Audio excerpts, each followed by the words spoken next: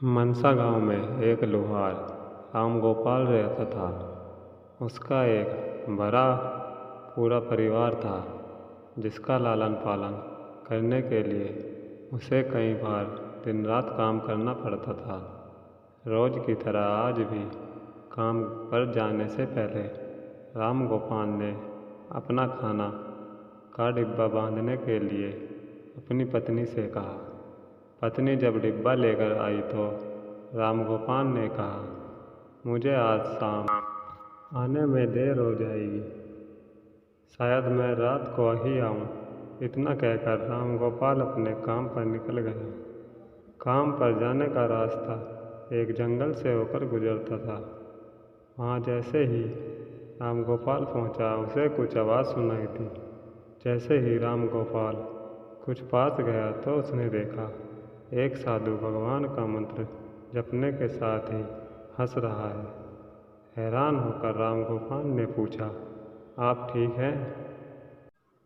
उस साधु को राम गोपाल ने नहीं जानता था, लेकिन साधु ने एकदम से उसका नाम लेकर कहा, आओ राम गोपाल बेटा, मैं तुम्हारा इंतज़ार कर रहा था। भूखा हूँ, मुझे अपने खाने के डिब्बे से कुछ खिला दो। बाबा से अपना नाम सुनकर राम गोपाल हैरान था, लेकिन उसने कोई सवाल नहीं किया और सीधा अपने खाने का डिब्बा निकालकर उन्हें दे दिया। देखते ही देखते बाबा ने राम गोपाल का सारा खाना खा लिया। उसके बाद उस साधु ने कहा, बेटा मैं तो सारा खाना खा गया, अब तुम क्या खाओगे? मुझे माफ़ करना। राम गोपाल ने कहा, कोई बात नहीं बाबा, मैं काम के लिए बाजार जा रहा हूँ, तो मैं वहीं कुछ खा लूँगा। यह सुनकर उस साधु ने राम गोपाल को खूब आशीर्वाद दिया और भेंट के तौर पर एक हथौड़ा दे दिया। राम गोपाल ने कहा, आपका आशीर्वाद काफ़ी है, मैं इस हथौड़े का क्या करूँगा, इसे आप ही रखिए। साधु ने जवाब देते हुए कहा, बेटा यह मामूली हथौड़ा नहीं है, यह जादुई हथौड़ा है जो मेरे गुरु ने मुझे दिया था। अब मैं तुझे दे रहा हूँ क्योंकि तुम्हारा दिल साफ है। इसका इस्तेमाल अच्छे कामों के लिए ही करना और किसी दूसरे के हाथ में इसे कभी मत देना। इतना कहकर वह बाबा वहाँ से अदृश्य हो गए। राम गोपाल अपने हाथों में हथौड़ा लेकर बाजार काम करने के लिए चला गया। औजार बनाने से पहले उसके दिमाग में आया कि आज इसी हथौड़े से लोहा पीटता हूँ। जैसे ही उसने लोहे पर हथौड़े से चोट मारी, वो सीधा औजार बन गया। दूसरी चोट में लोहे के बर्तन बन गए। राम गोपाल समझ गया कि यह सही में जादुई हथौड़ा है और जो बनाने की सोच के साथ लोहे पर चोट मारता, लोहा सीधा वही बन जाता। जादुई हथौड़े की वजह से राम गोपाल का काम जल्दी ख़त्म हो गया और वह अपने साथ ही उस जादुई हथौड़े को घर ले गया।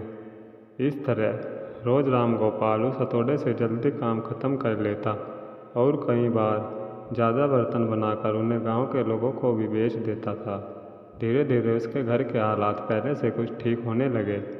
एक दिन गांव का मुखिया उसके घर आया और बोला, हम गांव वालों को शहर जाने में बहुत ज़्यादा समय लगता है, कृपया तुम अपने हथौड़े से गांव और शहर के बीच आने वाला एक पहाड़ तोड़ने में मदद करोगे।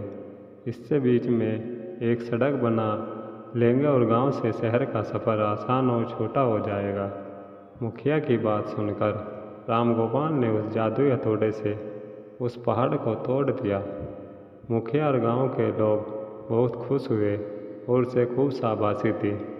पहाड़ तोड़ने के बाद घर लौटते समय लोहार के मन में हुआ कि इस जादुई हथौड़े से मेरा काम जल्दी हो जाता है, लेकिन कुछ ज़्यादा फ़ायदा तो हो नहीं रहा। इसे सोच में डूबे हुए लोहार घर जाने की जगह दुखी होकर जंगल की तरफ चला गया।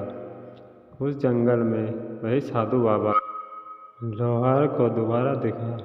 लोहार ने उन्हें अपने मन की सारी बातें बता दी।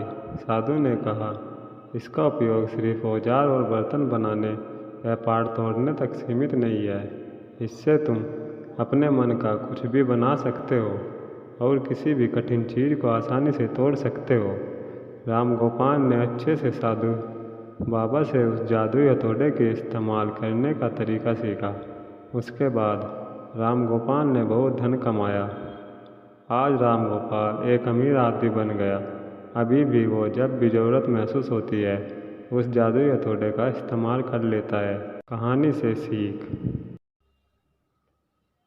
चाहे कोई वस्तु हो या दिमाग, इसका इस्तेमाल पूरी तरह से करना चाहिए। साथ ही अपने पास मौजूद सामान का मोल समझना जरूरी है। व्यर्थ हताशा होने से काम नहीं बनता।